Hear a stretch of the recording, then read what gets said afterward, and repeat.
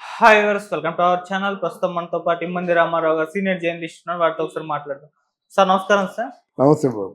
Sir, వైసీపీలో కీలకంగా ఉన్న నేత బొత్స సత్యనారాయణ గారు, సో ఇప్పుడు ఆయన కూడా టీడీపీ పార్టీలోకి రాబోతున్నారని వార్తలు వైరల్ అవుతున్నాయి సార్. ఈ వార్తల్లో నిజం ఎంత ఉంది? మరి నిజంగా ఆయన వచ్చేస్తున్నారంటారు సార్? మరి టీడీపీ వాళ్ళు నిజంగా ఆయన్ని చేర్చుకుంటారా పార్టీలో? అంటే బొత్స సత్యనారాయణ టీడీపీ కాకుండానండి జనసేనలోకి వస్తాడండి. ఎందుకంటే ఎంతైనా వాళ్ళ సామాజిక వర్గం మీద ఆయనకు ఒక ఆశ ఉంది. తర్వాత బొత్స సత్యనారాయణనే జగన్మోహన్ రెడ్డి మొదటి నుంచి కూడా నిరాశపరుస్తూనే ఉన్నాడు. మొదటి నుంచి కూడా ఫ్రమ్ ది డే 1 నుంచి నిరాశపరుస్తున్నాడు. అంటే కాంగ్రెస్ పార్టీలో నెంబర్ 2గా ఉంటూ, రాజశేఖర రెడ్డి తర్వాత నెంబర్ 2గా ఉంటూ, ఒకానొక టైంలో ఆయన ముఖ్యమంత్రి అయిపోతాడేమో అని చెప్పేసి ఆలోచించినటువంటి బొత్స సత్యనారాయణకి అసలు పార్టీలో ఏమాత్రం కూడా ప్రాతినిధ్యం లేనటువంటి పాత్ర ఇచ్చారన్నమాట. తర్వాత ముందు మున్సిపల్ శాఖ ఏదో ఇచ్చారు, అదైనా కొంత పర్వాలేదు, హడావుడి చేయొచ్చు. నెక్స్ట్ ఆయనకి విద్యాశాఖ ఇచ్చారు. ఇక్కడే ఆయనకి బాగా డిసప్పాయింట్ అయింది. పెద్ద చదువుని కాదు బొత్స సత్యనారాయణ. తెలుగు కానీ, ఇంగ్లీష్ కానీ, హిందీ కానీ ఏ భాష మీద కూడా ఫ్లూయెన్సీ లేదు. తర్వాత పెద్ద వాగ్దాటి ఉన్నవాడు కూడా కాదు. ఆయన మిగతా వాళ్ళలాగా చక్కగా కమ్యూనికేషన్ స్కిల్స్ లేవు. ఆయన కొన్ని కొన్ని కొన్ని కొన్ని లోపాలు ఉండొచ్చు మాట్లాడడంలో, ఎక్స్ప్రెషన్ చేసే అంటే ఎక్స్ప్రెసివ్గా మాట్లాడే విషయంలో కొన్ని లోపాలు ఉండొచ్చు. బట్ ఏదైనప్పుడు కూడా విద్యాశాఖ చేసేసరికి చాలా అవకతవకలు జరిగాయి. ప్రశ్నాపత్రాలు లీక్ అయ్యాయి. రకరకాలుగా ఎవరో ఈ రిక్రూట్మెంట్ చేసుకోవడంలో డబ్బులు ఏవో తీసుకుంటున్నారు, ఇట్లాంటివి లీక్ అయ్యాయి. కాదంటే బొత్స సత్యనారాయణ తాలూకు ఆ మేనల్డ్ ఎవడో శ్రీను అని ఉన్నాడు అక్కడ. అంటే ఆయన తరఫున బొత్స తరఫున ఏమో కమిషన్ 30% ఎంతో తీసుకుంటాడని వినికిడి. చాలాసార్లు జగన్మోహన్ రెడ్డికి చెప్పడానికి ప్రయత్నం చేశాడు బొత్స సత్యనారాయణ ఆయనకున్న అనుభవంతో. లేదంటే మన కేడర్ని మనం పాడు చేసుకోకూడదు, మనకు కీలక నేతలు ఉన్నారు కొంతమంది, ఆ కీలక నేతలను కూడా మనం డిస్టర్బ్ చేయకూడదు అని చెప్పాడు. అసలు యాక్చువల్గా ఉత్తరాంధ్ర అంతా అయిందే కదండి. ఒకప్పుడు బొత్స సత్యనారాయణకి ఇక్కడ హరీష్ రావుని అలాగ అనుకుంటున్నాము, బొత్స సత్యనారాయణ కూడా అలాగ అనుకున్నారు అన్నమాట. ఆయన చేతిలో సంయుక్త రాష్ట్రాలుగా ఉంటున్నప్పుడు 70 మంది ఎమ్మెల్యేలు ఉండేవారు అనుకుంటుండేవారు అన్నమాట. ఇప్పటికి కూడా పర్వాలేదు, ఒక 20 మంది 25 మంది ఎమ్మెల్యేలు అందరు ఉంటారన్నమాట. ఆయన పరపతి ఎంతవరకు దిగిపోయిందంటే 20 మంది ఎమ్మెల్యేలు కాదు కదా, తన సీట్ని తనకి గెలుచుకోలేని పరిస్థితి ఏర్పడింది. ఇప్పుడు ఒక ఒక రాజకీయ నాయకుడంటే తన కేడర్ను పోషించుకోవాలి కదా, కేడర్కి ఏదో పని చెప్పాలి కదా. పని చెప్పాలంటే ఆ కేడర్కి ఏదో వాళ్ళ జీవనోపాధి కల్పించాలి కదా. రెండవది, ఆయనకున్న ఆస్తులు మామూలు ఆస్తులు లేవు. వాళ్ళ ఆవిడ ఎంపీగా పనిచేసింది, ఈయన చాలా మంచి మంచి పదవులు చేశారు కదా. ఇప్పుడు ఆయనకున్న ఆస్తులను కాపాడుకోవాలంటే ఓడిపోయినటువంటి రాజకీయ పార్టీకి ఏ సమయంలోనైనా ప్రమాదం జరగవచ్చు, ఏ సమయంలోనైనా సరే అరెస్ట్ వారెంట్లు రావచ్చు, ఏ సమయంలోనూ ఏదైనా జరగవచ్చు. అంటే వాడు కొంచెం నలుగురి దృష్టిలో కొంచెం చులకనగా ఉంటాడు కదా. తన స్థానాన్ని తను నిలబెట్టుకోవాలంటే తను ఏం చేయాలంటే ఒక బలమైన పార్టీలో ఉండాలి. ఈ పార్టీ మాది అనిపించుకోవాలి.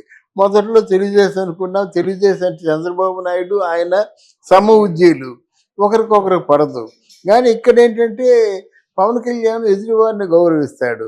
అసలు పార్టీలో ఉన్నాను అనిపించుకుంటే చాలు, మిగతా తన క్యాడర్ అంతా కూడా అప్పచెప్తారన్నమాట.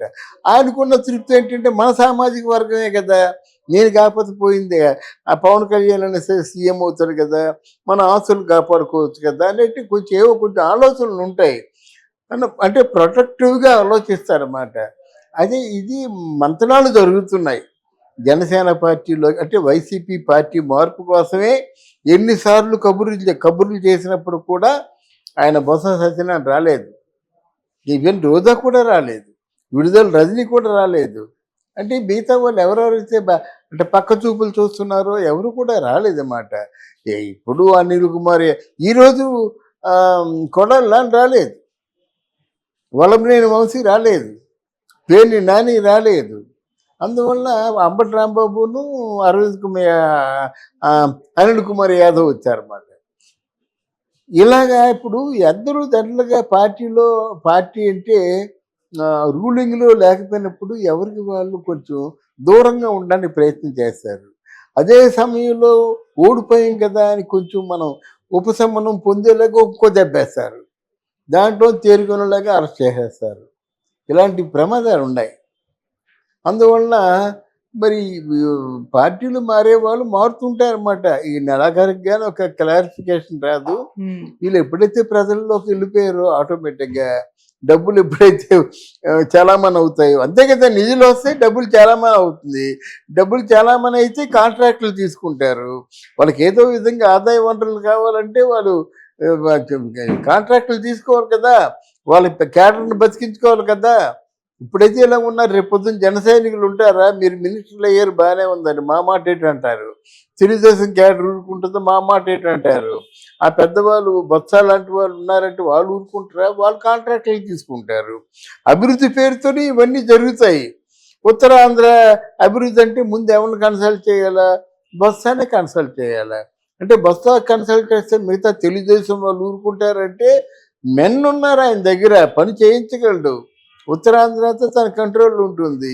4 కాంట్రాక్టులు వాళ్ళకి ఇస్తే తెలుగుదేశం వాళ్ళకి 1 2 కాంట్రాక్టులు ఇవ్వచ్చు. ఇట్లాంటి బేరీజీ వేసుకుంటారన్నమాట. అంతేగాని ఎవరు కూడా నిస్వార్థంగా ప్రజాసేవ చేసేవాళ్ళు ఎవరుంటారు బాబు? ప్రజాసేవ పేరుతో వాళ్ళ జీవితాలను వాళ్ళు బాగు చేసుకోవడం, కానీ నిజంగా ప్రజాసేవ చేసేవాళ్ళు నాకు కనబడటం లేదు.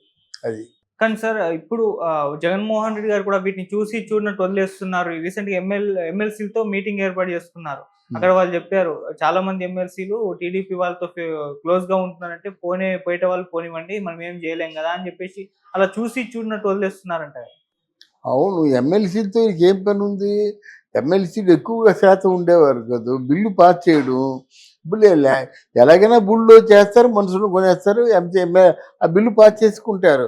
ఈరోజు ఏంటంటే మెయిన్గా అన్ని విధాలా అనుకూలంగా ఉంది తెలుగుదేశం జనసేన పార్టీకి. మంచి ఒక వాక్యూమ్ ఏర్పడింది, మామూలు వాక్యూమ్ కాదు. వైఎస్ఆర్సీపీలో చాలా పెద్ద వాక్యూమ్ అన్నమాట. ఎక్కడ 151, ఎక్కడ 11. అందువల్ల ఈ వాక్యూమ్ తీరేది కాదు. అందువల్ల వీళ్ళు ఏం చేస్తారంటే ఎంతసేపు వీళ్ళ మీద బురద జల్లడమే, అబద్ధాలు ప్రచారం చేయడమే. అయితే వీళ్ళు అబద్ధాలు ప్రచారం చేస్తున్న కొద్ది జనాలు దూరం అయిపోతారు. అబద్ధాలు నిజంగా లేకపోయినట్టయితే వాళ్ళ అబద్ధాలు చెప్తున్నాడు కదా. నిన్న ఎవరో మన అనిల్ కుమార్ యాదవ్ పేరు 1వ తారీఖల్లా పెన్షన్లు ఇస్తా ఉన్నారు, ఏవి అన్నాడు. అటు ఆల్రెడీ ఇచ్చేశారు. ఎవరు ఫూల్స్ అవుతారు? ఆ పెంపడ ఈ కొడాలని స్పెషల్ స్టేటస్ తెస్తా ఉన్నారు. వాళ్ళు తెస్తామని చెప్పలేదు, మీరు చెప్పారు అన్నమాట. ఏది అంటాడు. అమ్మాయిలకి 1500 రూపాయలు ఇస్తున్నారు, ఏవి అంటాడు. అసలు ఎంతవరకు అసలు ప్రారంభమే కాలేదు కార్యక్రమం. వాళ్ళకి పని మీద ఉన్న సరదా కొద్దీ మొదలు పెట్టారు. కానీ లేకపోతే ఈ నెల రోజులు కంప్లీట్గా ఈ చిట్టా ఆవర్జా లెక్కలు వేసుకుంటారన్నమాట. ఎంత ఉంది, ఎంత రావాలి, ఎంత ఉంటే మనం వాళ్ళని ఫుల్ఫిల్ చేయగలుగుతాం, లేకపోతే ఎక్కడి నుంచి తీసుకురావాలి, అప్పులు తెద్దామంటే ప్రభుత్వ ఆస్తులు అన్నీ కొదవ ఉన్నాయి.